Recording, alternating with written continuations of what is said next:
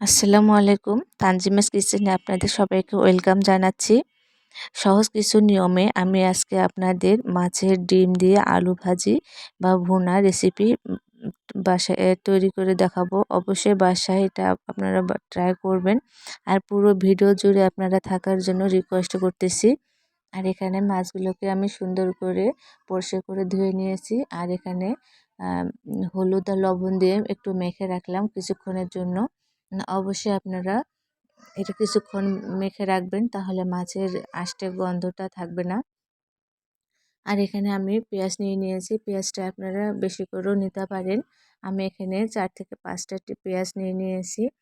আর তেল নিয়ে নিলাম আমি হাফ কাপের মতো। আপনারা যদি এখানে পেঁয়াজ আর তেলটা বেশি নিতে চান তো আরও বেশি নিতে পারেন। এটা যত ডুবো তেলে রান্না করা যাবে তত এটা মজা হয়। তো এই গরমের কথা চিন্তা করে কিন্তু আমি বেশি পেঁয়াজ মরিচ মশলা দিয়ে আমি রান্না করব না। হালকা মরিচ মশলা দিয়ে আমি রান্না করব। আর ভারী মশলা বা গোটা মশলাও আমি এখানে ব্যবহার করব না। শুধু জিরা আর ধনিয়ার গুঁড়ো দিয়েই সামান্য কিছু উপাদান দিয়ে আমি রান্নাটা করব। তো এখানে আমি দিয়ে দিলাম জিরা, আর এখানে দিয়ে দিলাম আমি রসুন বাটা।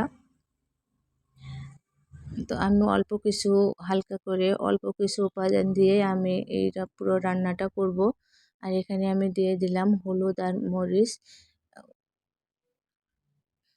লবণ দিয়ে দিলাম আমি হালকা। আর এখানে আমি জিরা দিয়ে দিব।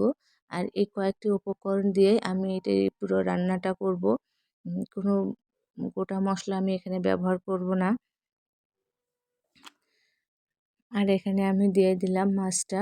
মাছের যে ডিম আমি মেখে রেখেছিলাম সেই মাছের ডিমটা আমি দিয়ে দিলাম। তো দেখতে পাচ্ছেন এখানে মাছের ডিমগুলো কালার চলে আসতেছে, একটা সাদা বা হলুদ কালার চলে আসতেছে। এভাবে আমি কিছুক্ষণ এটা নেড়ে নেড়ে রান্না করব। এটা একটু ভেজে ভেজে রান্না করতে হবে।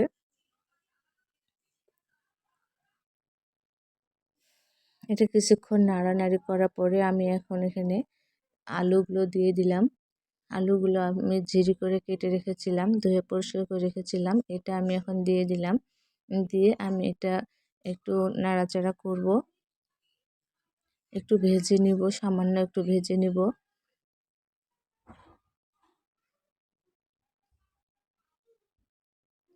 তো দেখতে পাচ্ছেন আমার এখানে তেল বাইর হয়ে গেছে। আর এটা কিন্তু এখনও ভালো করে সিদ্ধ হয়নি। কিন্তু এভাবে আমি আরেকটু নাড়াচাড়া করে তারপরে আমি আপনাদের দেখাচ্ছি যতক্ষণ না পর্যন্ত সিদ্ধ হয়।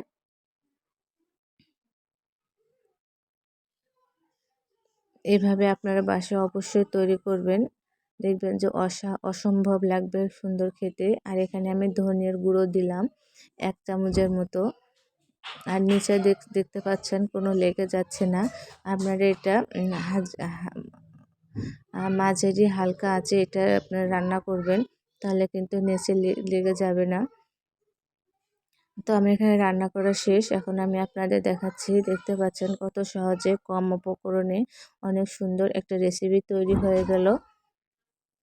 এটা আপনারা বাসায় অবশ্যই তৈরি করে সহজ নিয়মে অধিক স্বাদের এই মাছের ডিম আলু ভাজি। আপনারা এটা ভাত বা রুটি যে কোনো কিছু দিয়ে আপনারা খেতে পারবেন।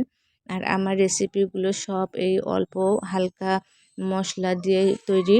অবশ্যই আমার ইউটিউব চ্যানেলে তানজিমাস কিচেন একবার ঘুরে আসার জন্য রিকোয়েস্ট করতেছি। আর আমার চ্যানেল যারা নতুন তারা অবশ্যই আমার চ্যানেলটিকে সাবস্ক্রাইব করবেন এবং লাইক কমেন্ট এবং সাবস্ক্রাইব করে আমার পাশে থাকবেন। আজকে আমার রেসিপি আপনাদের কেমন লাগলো অবশ্যই আমাকে জানাবেন। আমার পাশে থাকার জন্য আপনাদের সবাইকে অনেক অনেক ধন্যবাদ জানাচ্ছি। এভাবে আপনারা আমার পাশে থাকবেন, তাহলে আমি আর একটু এগিয়ে যাব। তো সবাই ভালো থাকবেন, সুস্থ থাকবেন, আমার জন্য দোয়া করবেন। আল্লাহ হাফেজ।